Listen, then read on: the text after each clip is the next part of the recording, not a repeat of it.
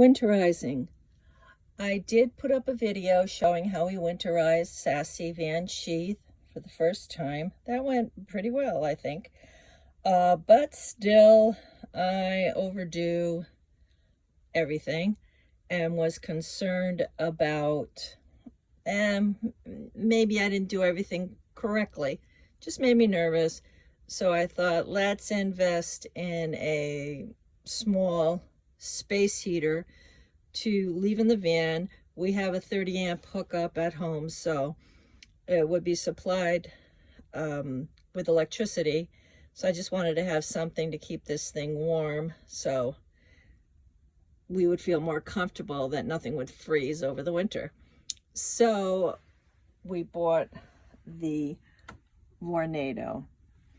The lowest it goes is 60 degrees. I would like it to go a little bit lower, but it wasn't a big investment and it works great. I gotta say, it really does.